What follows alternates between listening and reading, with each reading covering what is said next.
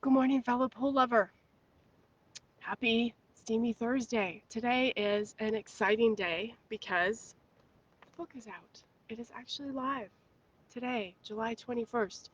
And as exciting as it is, I'm a little under the weather. You might be able to hear it in my voice. So, um, a little sedate celebration here this morning.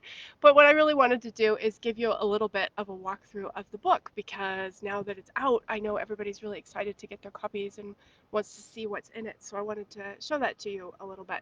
So, obviously, I love the cover, I love the colors and everything.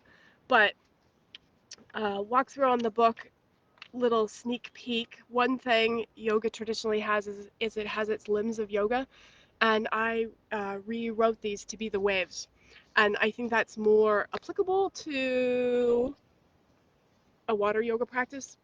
And it also helps celebrate the fact that all the limbs of yoga, we don't have to do them sequentially. We can do them in the order that works for us, like, the waves hit the beach. So I really like that analogy of it.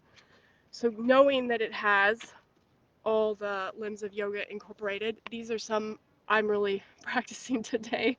That Sosha or self care and Santosha. So I've had COVID.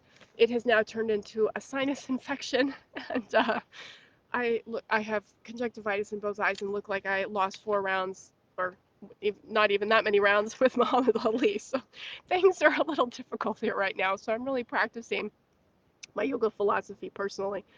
So the book, of course, takes you through the use of yoga props. Anybody who's worked with me knows I love props. I started doing yoga in Iyengar Yoga, who are, the prop yogis. And so I, of course, incorporate that into my work in the pool.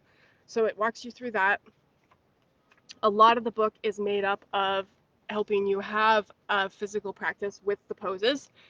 And one thing that was important to me, to the best of my ability, is to try and get some underwater photography in there.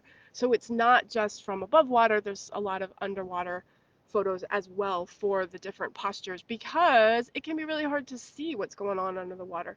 So when you're trying to learn the poses, whether you're learning them for yourself or teaching others, that can be really helpful. So it takes you through the other waves of yoga, including giving you some sequences. There's 2 full sequences in the book because if you are learning to practice, you don't necessarily know how to put the poses together yourself.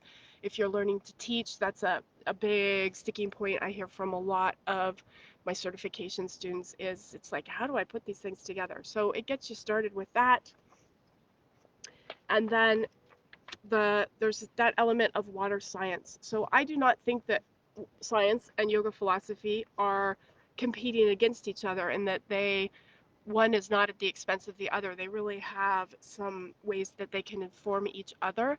And so I present them in the book in basically the same chapter and talk about how you can incorporate these into your work in a way that's really congruent and not mutually exclusive at all. So that's kind of really very brief walkthrough. Sorry, I am so peaked and cannot rise to a little more of the occasion. A little bit of a toast. If you bought the book from me, I have a huge pile of them to go out today. I will continue to get more out tomorrow and then on Monday as well. Moving forward, when you place your order, I'll be able to get it out to you the next day so that you can join me for the pool parties next month in August. And then there's one in September where I'm sure I'll be healthy and I'll get to have a lot of fun with you in the pool and help you get to apply these principles from the book. So thank you so much, everybody. Stay very healthy. Thank you for celebrating with me today, as peaked as it was, and stay healthy yourselves. Super important. Take care.